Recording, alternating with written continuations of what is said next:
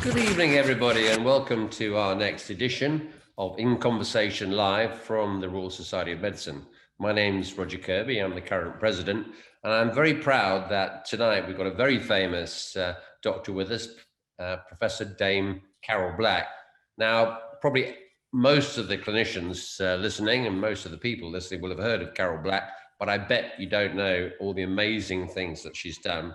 And just to kind of set the scene, I'll read out a little summary of all the things she's done, well, at least some of them.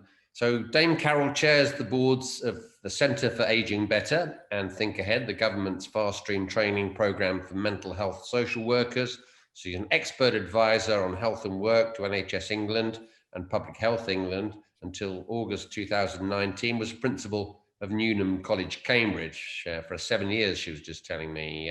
She's authored 3 independent reviews for the UK government about the health of working age population in 2008 as National Director for Health and Work. And she's currently working on a 4th independent review on drugs, alcohol and obesity. And there's the second part of that report is due to come out in July, and we'll definitely be talking about that.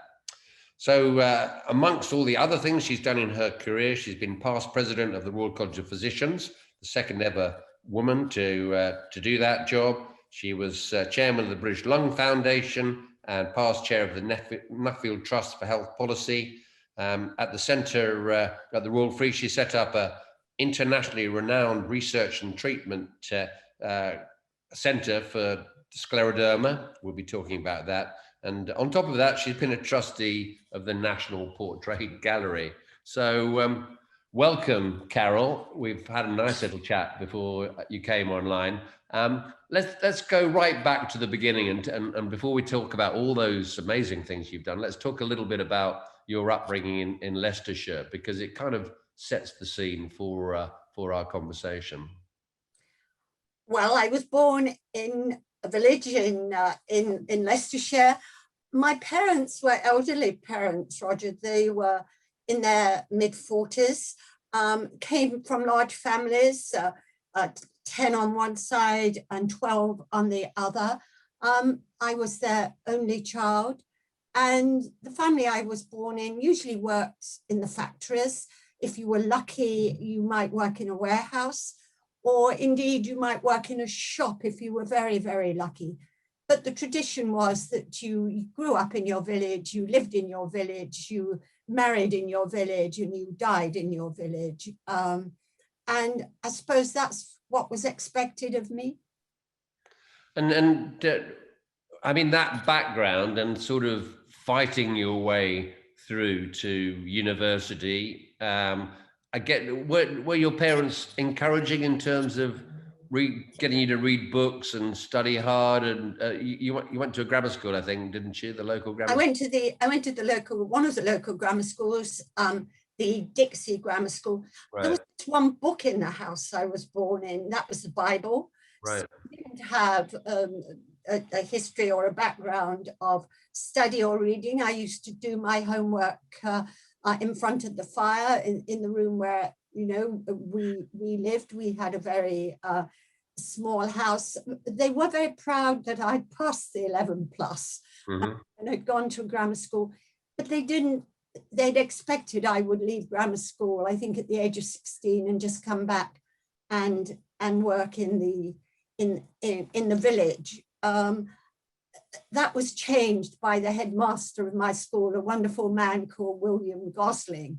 Right. Who saw something that I guess I didn't see, because he really persuaded my father that I shouldn't leave school at 16, that I should stay on and go into the 6th form, and that there was a place called university, although nobody in the family really knew what a university was, and that probably I should try and go to university. But it was my headmaster and one particular teacher that sort of saved me, I suppose. An inspiration from an individual, that's often the case. So what age did you sort of realize that there was so much more out there for you to do? Was it in your teenage? What can you remember when the sort of revelation came that you could do these amazing things that you've done? I was a very restless teenager. I wasn't sort of a very good or responsible teenager. I went off with the boys. I used to climb trees. I was really quite a tomboy. And I always used to think there was something out there, something I didn't know what it was, but something I wanted to go and find. I didn't know how to find it. I didn't know the route to get there, but I had a huge desire to leave my village. And I really saw education and my school as a way of enabling me, if you like, to run away from the industrial village in which I grew up. So there was something inside me, but I couldn't have possibly have put my finger on it. And I didn't really know what a university was. And I didn't know whether I wanted to do science in the sixth form or arts in the sixth form, but I had a crush on the history master. So that determined it quite quickly for me. And then you went to Bristol University to read history, but I don't think you liked the history very much, did you? It didn't work for you really, history? No, I hated it in comparison to school, where I just loved the history master and I did very well at it. When I got to Bristol, my tutor was a sort of very blue-stockinged Oxbridge don. It was all about wars and constitutions. I was really interested in people. Mm-hmm. I thought that people changed the world, and that's why I thought I was reading history. I became pretty disillusioned and got very sidetracked. I joined the university special choir. I had a good voice, actually, and I loved singing. I became president of the student union. I was very good at deflecting myself from anything to do with study. But it was during those 3 years that I did discover that really I would love to be a doctor.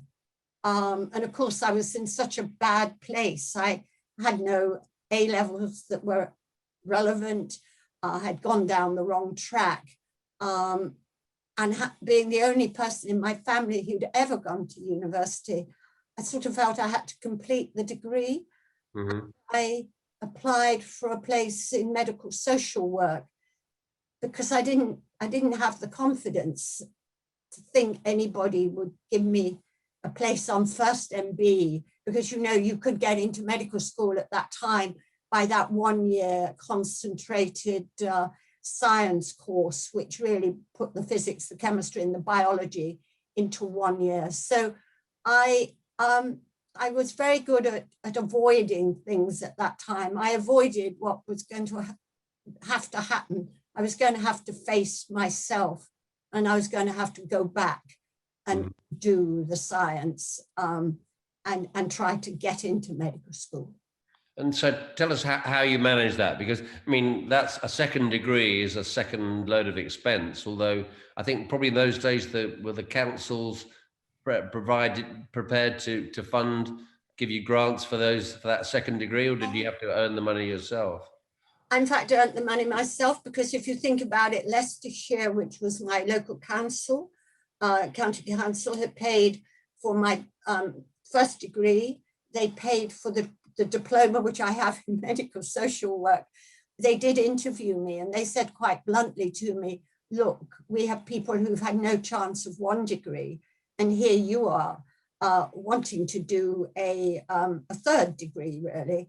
And they turned me down, and of course my family couldn't help in any way. So I did a year's voluntary service overseas, Roger. I went to the Gilbert and Ellice Islands. Oh, right.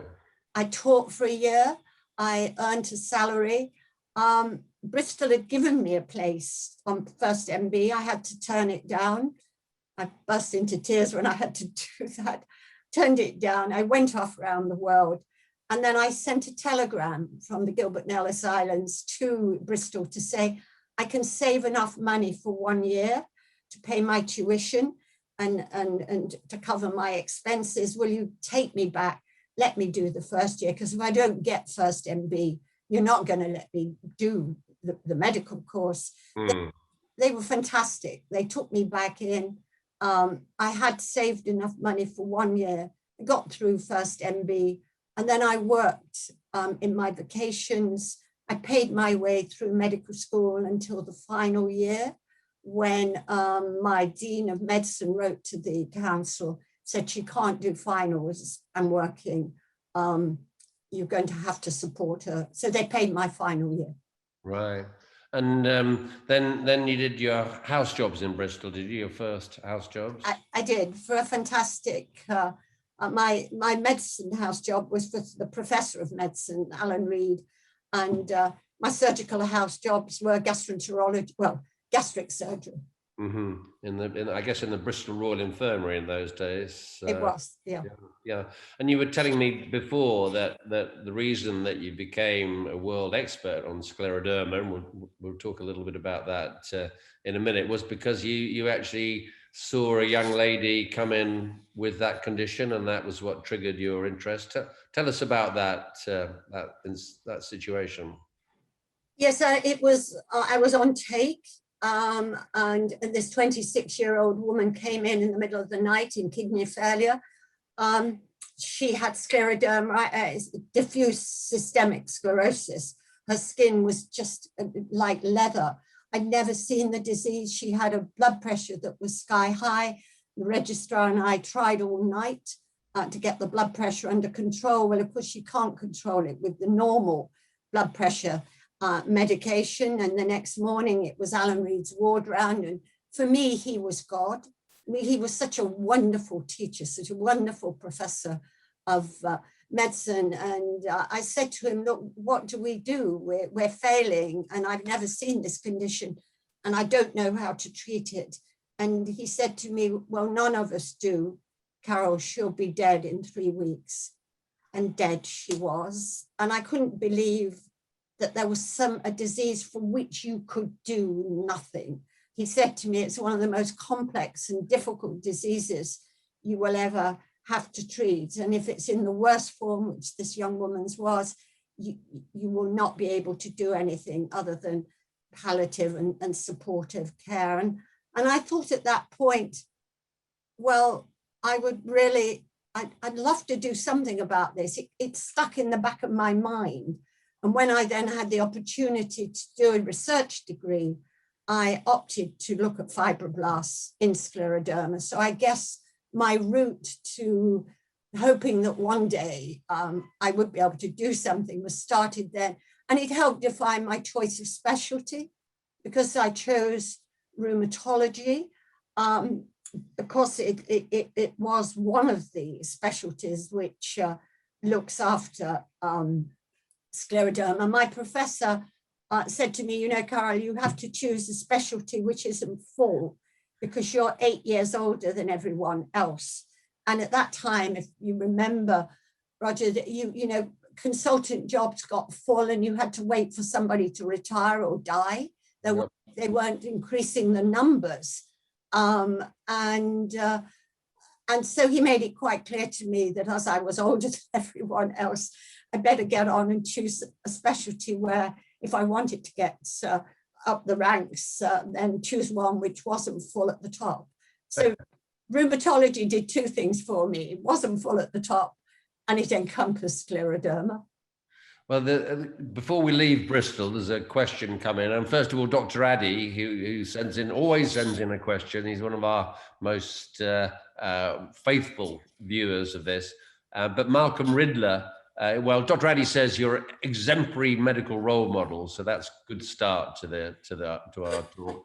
But Malcolm Riddler, he said, when we both began to study at Bristol University, only 2% of students came from working class families. Now in 2021, I've learned that there's still only 4% of students at medical school come from working class families.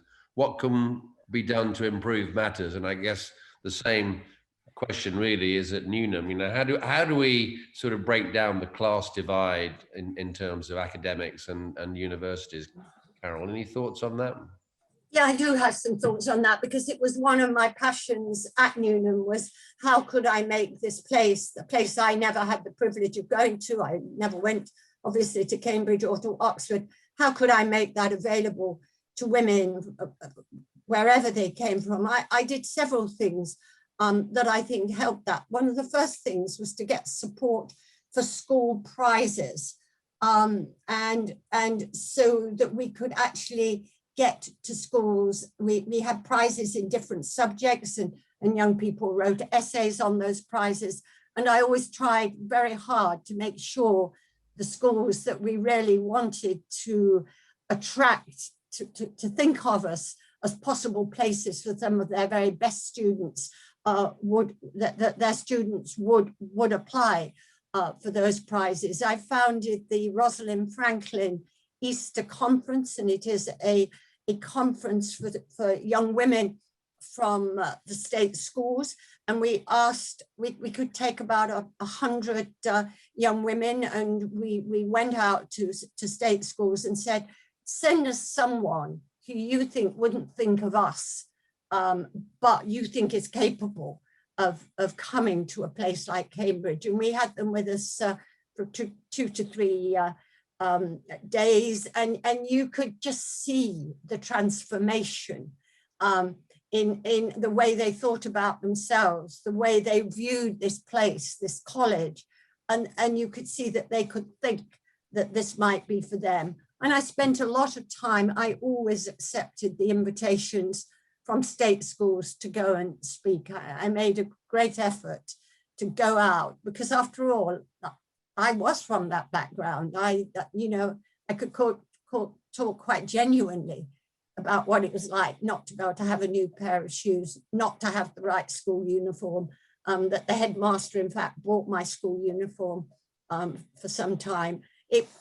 There are lots of things you can do. You can make the place welcome. Then when you do get these students, you've then got to make it good for them. You can't just assume that they got into Cambridge and all will be well. And I put a lot of effort into ensuring that those students who came to us from a state school background really could make the most of what Newnham had to offer. And I think, what one likes to think one did do some good in the 7 years that one spent there.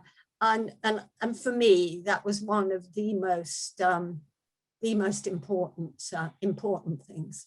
So I suppose, you're a good example of somebody whose expectations were helped by your headmaster. But I think that because I was at St John's at Cambridge, it is quite an intimidating place when you first get there. Simon Wesley, when he was on Desert Island Discs a few weeks ago, said he actually ran away from Trinity Hall in Cambridge in the first term because he found it intimidating. And then he came back and realized that he was virtually the brightest student in the whole year. But it takes a while to do that. And I think, maybe a message from you to the youngsters who are watching this, that they've got to just trust themselves and kind of go for it. Would you agree with that? I would say definitely go for it. The worst thing that can happen to you, Rick, is that you fail. And I think learning to fail is one of the best lessons in life. And you have to learn to fail and brush yourself down, because there's so many opportunities out there, and you will fail many times, but that's okay, as long as you don't let that failure engulf you. Mm-hmm.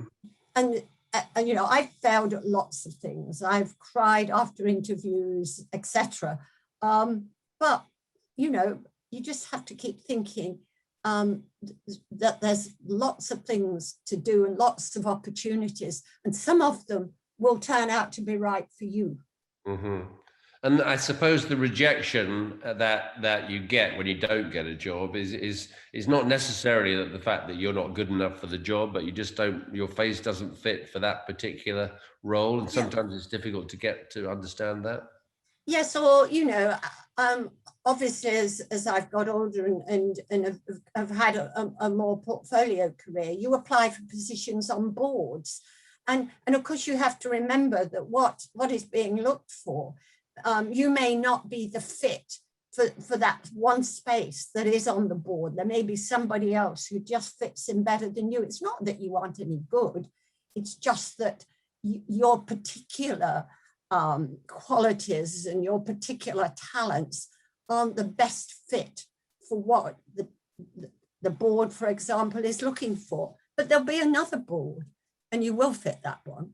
So I think it's a tough lesson to learn. And I have, I suppose you'd call it, mentored quite a few women who've come along to me and said, I'm never going to apply for anything else again, Carol. I've been rejected at an interview. And I think, you know, it is the responsibility of women as you come up through whatever profession you're in, to support those who are behind you and to make sure that they can grow and go for things. Yeah. Well, I sometimes get accused of sort of chomocracy in because I tend to read out the questions and the people I know. But I can't resist doing this one for Cathy Corbishley. She's asking if you went on the 9 o'clock ward rounds on a Friday night, I think it is if I can find it. Whoops, it's slipping down here. That was a sign of dedication. With Professor Reed, she says, used to do a 9 o'clock ward round at Bristol. Yeah, I went on anything I could go on with Alan Reed. So let's fast forward a bit. You came to London from Bristol. You decided not to stay down in the southwest, although it's very gorgeous down there. And I think you started at the West Middlesex before moving to the Royal Free. You've been in your 30s then, yeah? Actually, Roger, I did my senior registrar job between Taplow, because at that time you could train in juvenile arthritis. So I trained to look after children with arthritis. And then the second part of that senior registrar post was at the Royal Postgraduate Medical School. And really was the toughest training, but the best training I've ever had in medicine.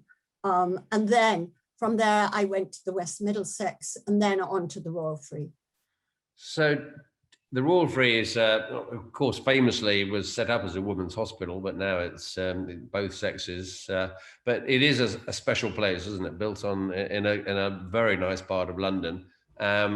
Tell us a little bit about how you established your very famous unit of scleroderma there, and did you have any battles to establish that? Yes, I did. I had lots of battles. When I got there, they'd been without a rheumatologist for almost 2 years. They'd had 2 rheumatologists, both had retired within a very few months of each other. And somehow my beds had been given away. And also the rooms that had belonged to rheumatology had been given away. So I had a sort of journey to sort of win back, first of all, space, and then to gain space to start a laboratory, to really not only build up a clinical service, but to build up a laboratory service.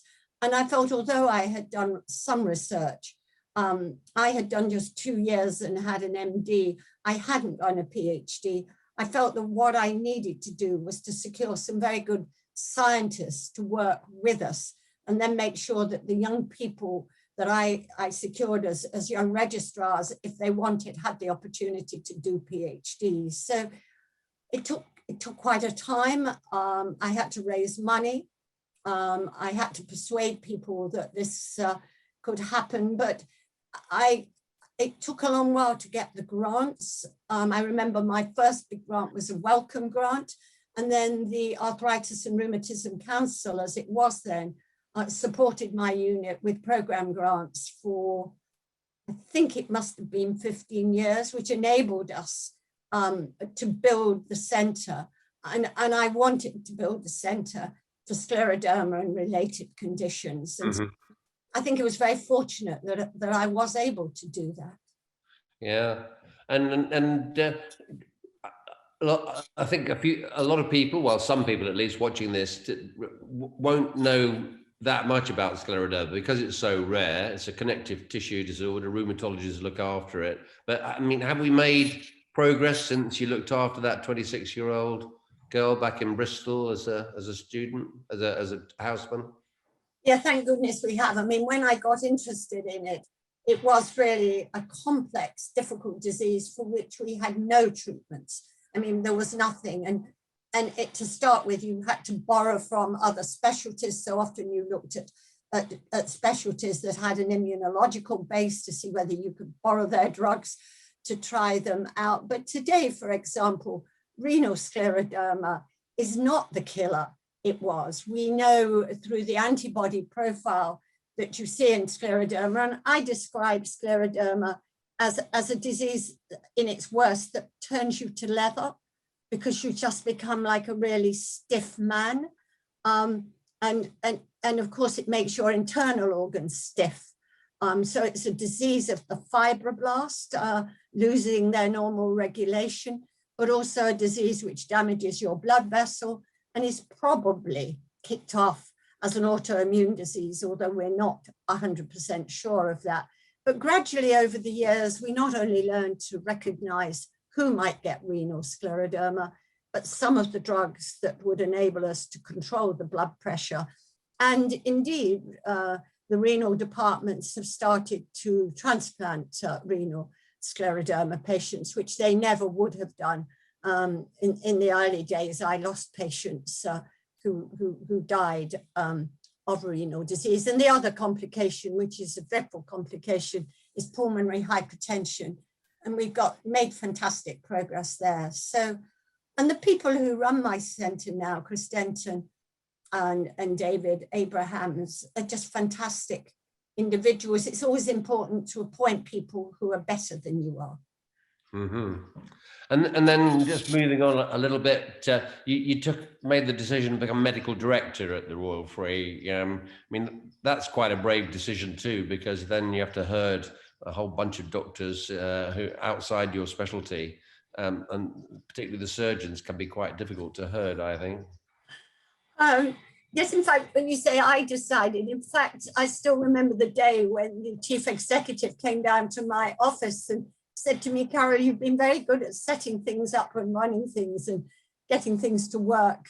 So we think you ought to be the next medical director. And I remember saying, I don't have any management training. I certainly don't have an MBA. He said, well, we'll cope with that. So indeed, I went into becoming medical director. It was the first time I had to think about population health. You have to think about the needs of the population your hospital serves. No, you're not popular with many of your colleagues because you can't do everything they want, because they, like me, were always fighting for their own specialty. And of course they'll fight for their own specialty, but you had to somehow be able to try and be even-handed. And quite frankly, Roger, I found the cardiologists worse than the surgeons. Yeah, I can imagine that. I mean, you're quite a tough character, aren't you, Carol? You have a reputation of being quite tough. Is that a word you'd accept to describe you? It's one of the words I would accept. Yeah. I always remember a colleague at the college, when I was at the college, said to me that that inside I had a very steely inner part to me, and yes, I think there is a part of me that is quite tough. Yes. Yeah. And maybe a fighter as well, that you kind of prepared to fight your way to the top. Would you accept that description? I think for the earlier part of my career, no, I waited to be asked. I never dared to put myself up for things. I waited for people to suggest. So like the medical director at the Royal Free, I did, of course, fight for my own specialty. That was quite different. And then someone suggested I went for the Royal College of Physicians Council, and it was someone else who suggested then I put my name forward for the vice president. But at that point, something changed, Roger, and I decided I could be president. I could do it. So I put myself up for that job. So I think there was a transition, and I think I had to get to my 50s before I really found what I was capable of. I don't think in my early career, I knew that I could do quite a variety of things and enjoy it and hopefully do them reasonably well. Do you think then, looking back, you maybe lost time in those kind of crucial years, or maybe they were years that you needed to get the experience before you could take over? I mean, you were the second ever female president, woman president of the Royal College of Physicians, and there must have been quite a bit of male kind of bias against you. Did you encounter that? Yes, I did. I think I used to feel resentful that it had taken me so long. Just to answer your first question, I used to think really I should have got to this point a lot earlier and that I could have got there a lot earlier. But then I learned so many things on that journey, and you shouldn't really regret. You are where you are in your career. You just have to go from there. Yes, when I was standing for president of the college, there were 12 of us that year. And a quite eminent physician in the college came up to me quite close to the election and said, "Carol, I want to tell you I'm not going to vote for you." He said, "You know, we've had one woman president and we don't need another for 50 years. And also, I want you to know that there's some excellent men standing, so you're not going to get elected." And there's quite a lot of politics at the Royal College of Physicians. I get that. I mean, there certainly is in the Royal College of Surgeons. What was your experience of being president? Was it pleasant, or did you have some battles to fight there? I would say overall it was extremely pleasant. I think the councils that I had, yes, there were more men than women on the college council. I felt pretty well supported. There were, of course, and in every presidency, there are certain topics on which there will be battles, and they're inevitable. I mean, one of my early big challenges was that there were several specialties that thought maybe they would break away and form a college because they were not that happy with where they were in the RCP at that time. So I had to do a lot of work and spend a lot of time keeping what was then 28 specialties within the College of Physicians. But overall, it was a fantastic experience. Right. Well, I promised that I'd ask you this question about the Royal Society of Medicine. Of course, we're very proud and we're trying to modernize the RSM at the moment. So what are your thoughts of the Royal Society of Medicine? You've been a member since 1984 and you were made an honorary fellow in around 2010, I think. Well, I've had a sort of a wonderful variety of experiences at the RSM. But the thing that's really, I suppose, in recent years have been of such value to me, I love going there and using the coffee area. I've had meetings there. I've entertained there. I've used the fellows' room. I've seen it, quite frankly, as really my London base. I've used it for private dinners and I've enjoyed your events. My one regret is that I never used your library enough. I mean, I always thought of it as an extremely fine library, but I never made the use of it that I would have wished to have made. But I really, up until the day you closed before COVID, I was in there a lot.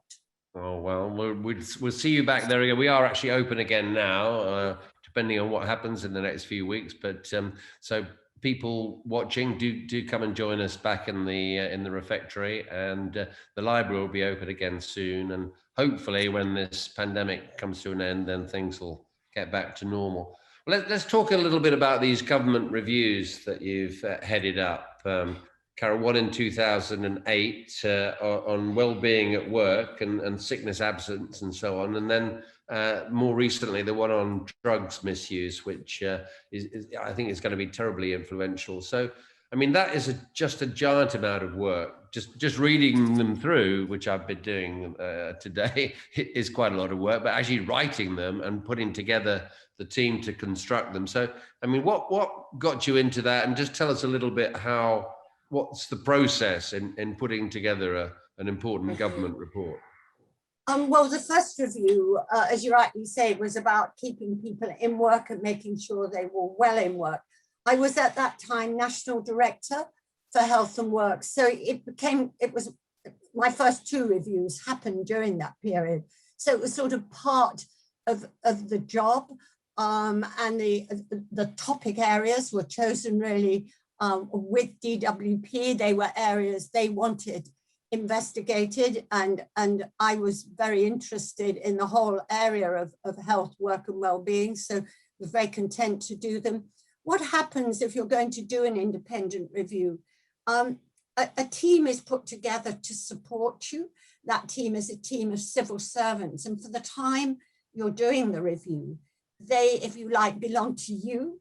They don't answer directly to their normal bosses. And usually the youngsters who come and do these reviews love that, because they have a chance to get into an interesting subject, explore it in depth, and be part of that team. It is important that, and I learned this as I've done more reviews for government, that you must have a very good team, because you need someone who really knows how to write.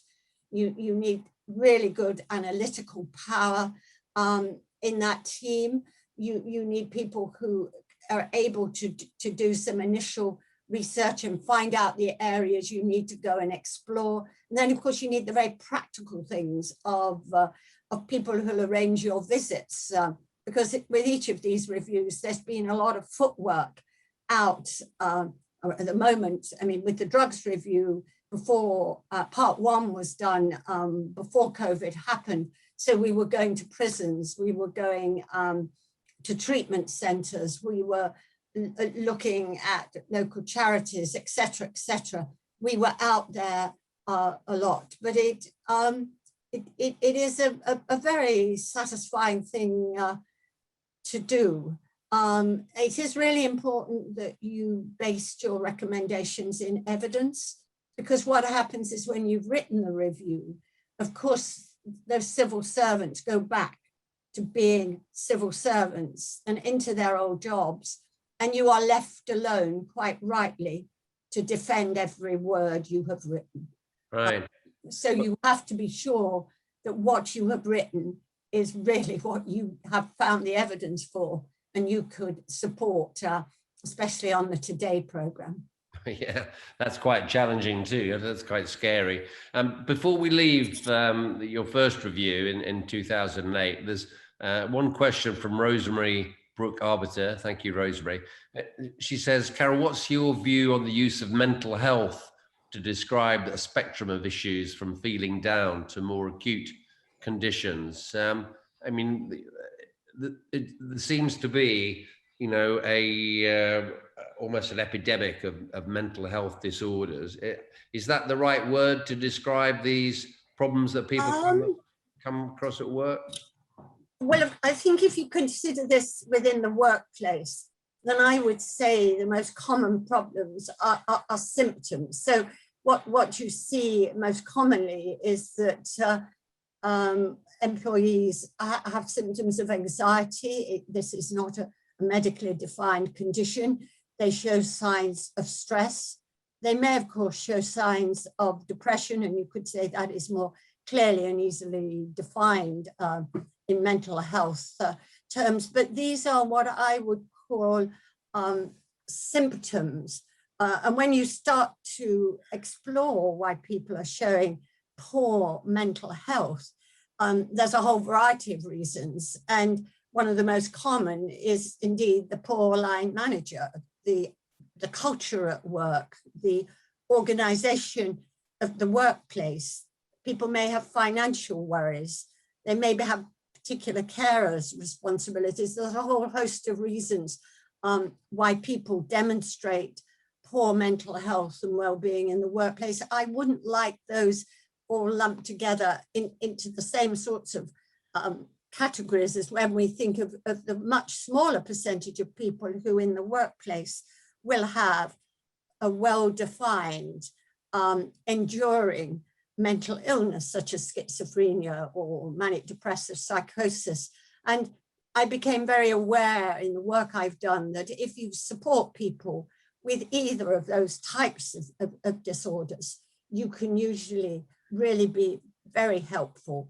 And I think it's particularly important with people who have enduring mental illness that you do everything you can and of course the psychiatrists know this so much better than I do, that you enable them, if at all possible, if they wish to be in work, to be able to find meaningful work. But I think a lot of the stress, anxiety, and mild depression that we see is, if you like, is reactive, and it's very often reactive to a rather poor workplace. And I think I like the way that you put your executive summary at the front of your reports. Makes my job a whole lot easier to read those. And I mean, one of the conclusions from the 2008 report was that people in work need to be much more supportive towards their workforce. I mean, were you the beginning of the change? Because I think things are different now. Hopefully they are different now. I think it would be fair to say, Roger, that I was one of the first people to start writing about the importance of leadership from the top of an organization, of the importance of boards in non-executive members of boards taking, or at least one of them taking an interest in the health and well-being of the workforce, and then the crucial role of the line manager. And how you support the line manager, but also train them to be capable, mental health aware managers. And I have been writing about that really since 2006. But there were wonderful people like Gordon Waddell and Kim Burton, who were around at that time, who were writing about these issues. And then people like Paul Litchfield, who was the head of medicine at BT, who's written so much about that, and who was the chair of the government centre, What Works Centre for Wellbeing. So I think there have been lots of people who gradually really added to the knowledge in this area. And it doesn't matter, the Pilates classes, the fresh fruit, the bottles of water, these are all sticky plasters if you haven't got the essentials there. And so I would always say you need to get leadership boards and line managers right, and then you can start to put in the Pilates. And that sort of leads into the question about, you know, working from home and COVID. Elizabeth Nottingham, thank you, Elizabeth, says, what's the impact of grief in society in this COVID world? I mean, we could broaden that question out to say, you know, there's some people who've suffered much worse than others in this COVID pandemic. Obviously, the various strata of society and people with young children in small contained flats with no gardens and so on. I mean, do you think we're going to see a sort of epidemic of grief and mental disorders and as we come out of COVID? Carol, what are your thoughts on that? I think there might be quite a tail. And I think it will vary depending on the sector and the individuals. But I think we need to be aware that there are going to be many, many lonely people as we come out of COVID. If you think, Roger, of, let's say, the over 50 workers, many of whom have either had to reduce their hours or have lost their jobs, I think if you just take for a moment that end of your working life, I think we're going to see many more people who are deeply distressed, who really feel they've got nothing else left and they're on the shelf and they're lonely. So I think there's a lot around that area. And then we know that almost the hardest hit have been the young workers, particularly workers in the retail industry or in hotels and restaurants and all of that.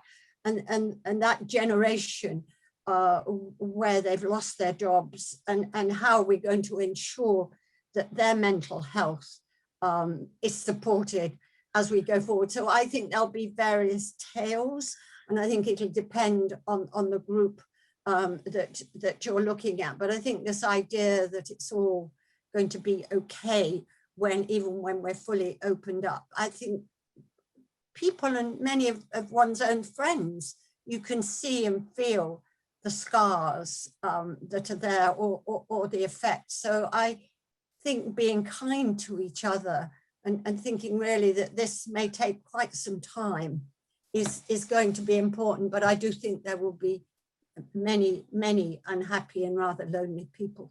Yeah, and of course the inequality issues will be worse. Yeah. And I can't resist asking this question. David Mummery says, do you find that often medical work colleagues aren't very nice to each other? Like, Um, I think that's varied. Of course, one tends to think of one's own career. I would say, on the whole, my medical colleagues were pretty decent to me. Of course, there are always exceptions, and there are some very brusque individuals, and that's their manner. But I wonder, and of course, I've not been near enough to the front line in the last year. I would have hoped and anticipated that COVID, I would have hoped, would make medical colleagues very kind to each other. yeah, let's hope. Let's hope. Let's move on to drugs because it's such an important issue. Drug deaths have reached an all-time high. The market's become much more violent. It's the start of the summary of your first report. The second report due out in next month, I think, isn't it? The part 2. So, I mean, just for our audience, Carol, I mean, we are facing a massive problem which is getting worse. And what just describe the problem and maybe come up with how you think we can reach some solutions. Oh, Roger, thank you. So in part 1, what I did was lay bare the problem and concentrated on the supply of drugs into the country and the demand for drugs. And in brief, what that showed was there was an ever increasing ready supply of heroin and crack from Afghanistan and from South America. And there was an equal increase in all other kinds of drugs. And you could almost buy any kind of drug all readily flowing into the United Kingdom. And you can, of course, order drugs in a number of ways. You don't have to buy it on the street corner. And that the violence had increased as gangs had rowed with each other, fought with each other, saturated the big cities.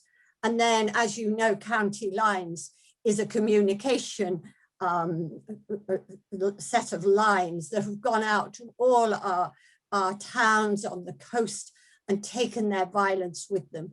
50% of homicides have drug-related problems in them.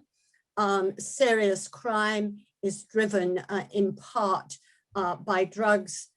Deaths of people on the street due to drug overdoses have gone up. So this was all happening, and it was a bit like a perfect storm, because at the same time of that great influx of drugs and county lines, you had austerity. So if you think about it, for the last 10 years, wherever you look, the protective factors have been taken away. So the youth clubs, the support for troubled families, the things that were done through the educational system, money was taken away from the police, the National Crime Agency, the border force, because that they were reprioritized away from drugs to do other things. So you've got excess supply, county lines, protective factors gone, and bang, you've got a terrible situation where the drug deaths are all going in the wrong direction. The increase in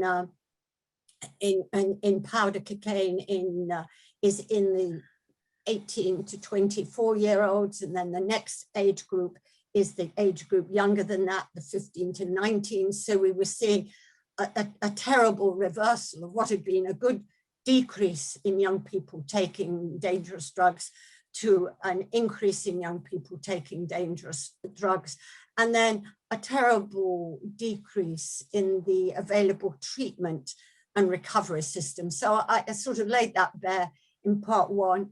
And what I've done in part 2 is, as you will see, and I'm sorry I can't give you the recommendations, but I've made recommendations that suggest a whole systems approach to this really terrible problem, that there are 300,000 heroin and crack drug-dependent people in the country that are the people who cause the serious violence and the unstable society, and that we should first of all make sure that we can accommodate and support and treat people with that kind of addiction in a way which isn't being done and isn't possible at the moment. But that the systems that support that, you will see I've made some quite strong recommendations for change, whether it be from the centre all the way down to the local authorities. I really feel very passionately that drug dependency should be seen as a chronic condition. I think that once you start to recognise it as a health condition, then you can start to destigmatise it. And you will see a lot in the review about how we deal with the mental health side of addiction, the comorbidities of addiction, support safe housing, and enable people. What so many addicted people have told me, that if they're clean, if they get clean, they need something meaningful to do. So how do you enable these people to get into some form of work or employment? There's also quite a lot in the report on supporting the criminal justice system. We'd like to see far less places in prison filled by people on short sentences for acquisitive crime to support their drug habit. And I'd like to see people much better supported who have a drug problem when they leave prison. Now that's, I'm sorry, that's a whole jumble of things, but it is about taking it as a serious societal problem and trying to put together a whole system change that could really see this as something that we need to get together. Mother Teresa, many, many years ago, said that she considered that those addicted to drugs would become the lepers of the next century. That is the century we live in at the moment. And I would endorse that description. For everything I have seen, I believe the way we treat people with drug dependency is close to us treating them as modern lepers. That's a profound thought. Barry Everett says, wonderful discussion, Carol, but he asks, what are the chances that the government will push this forward and provide real resource for treatment when your second part comes out? I mean, he says, if anybody can persuade them, you can. So that's quite a compliment. Thank you.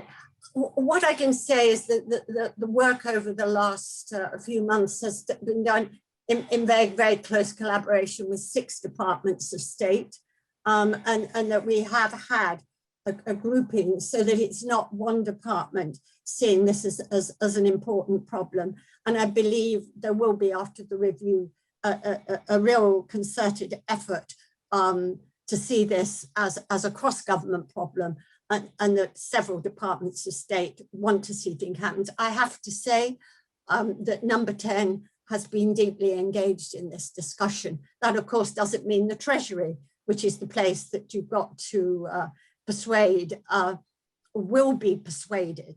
But we have answered every question that the Treasury has thrown at us over the last 6 months. They want to see, quite rightly, value for money. So it is really important that we can show and demonstrate that there will be a return on investment. You'll recall that this year, they have given us 80 million. It is the first time in 15 years that there's been an addition to the drugs budget, which is about 650 million only, but they've given 80 million. So that is a beginning. I personally see it as a step change. I don't think the Treasury will suddenly open its coffers and give a huge amount of money, but I would like the government to commit to a step change, which may take 5 years, in which we're going to take this problem of drug addiction seriously and do what is needed to be done. I will bang on every door that I can get to bang on to try and make sure that change does happen. But of course, I realize we are in a political situation where anything can happen. But I think there are an awful lot of things this time that have come together. And I just suppose I am hopeful that there is enough enthusiasm and determination, and on paper, strong arguments. And of course, it will have to go to this spending review, which will start off, I think, during the summer, and those 6 departments of state will have to make the case to the Treasury for what is in my review. I think that that's the way it must be. But it can't all happen overnight. It needs to be a step change. Well, good for you. We're nearly running out of time. Got a few minutes left. I just wanted to mention your other 2 roles. So you were a trustee of the National Portrait Gallery and incredibly chairman of the British Library. I mean, people say, what, this amazing doctor who's done so much in the world of medicine and the world of work now is involved in the arts, in the National Portrait Gallery, wonderful place, British Library, outstanding place. So just a few last thoughts about those. You must be very proud of that work. No, I am, and I would encourage anybody listening who feels they'd like to spread their wings a bit to have a look at applying for things that are not in their comfort zone. I discovered that the National Portrait Gallery had to have on its board a member of the board who supported medicine, science, and engineering. So it could, of course, be an engineer, a scientist, or a medic. I decided to have a go, Roger. I just thought, well, you know, what is there to lose? And I was lucky enough to get chosen to sit on the board. And of course, there's all the normal functions of a board and all the governance that goes with any board. And this is, of course, a government board.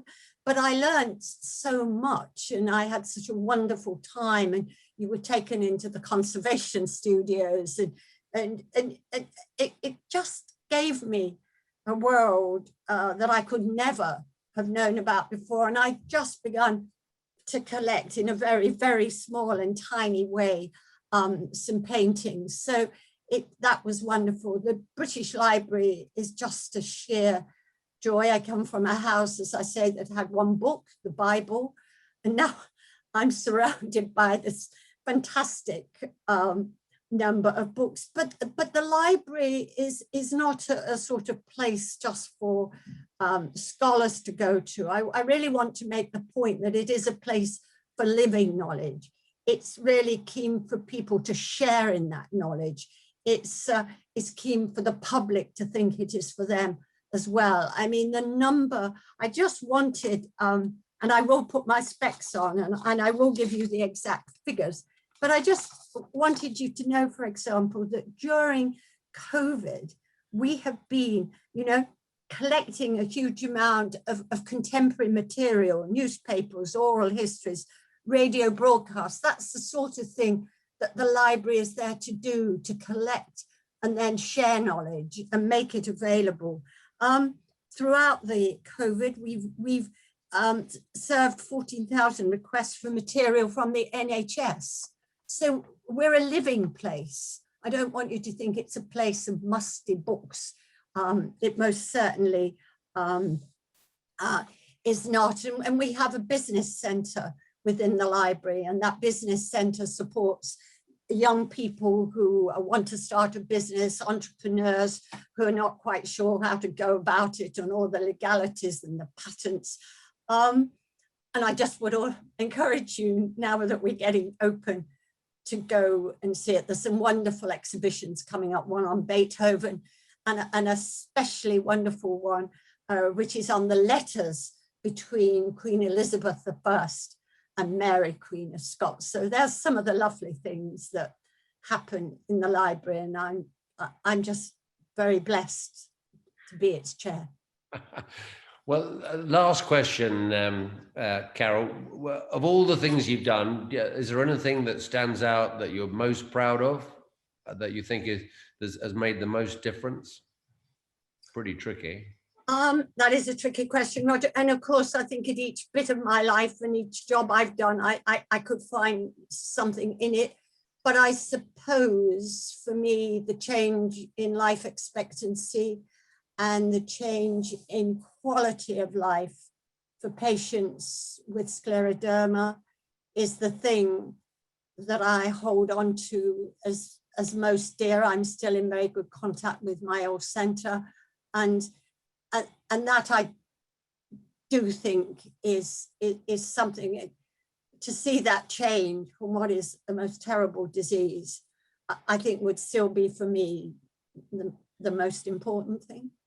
Well, we've had lots of nice comments from some patients and clinicians who deal with that. I haven't had time to read them out.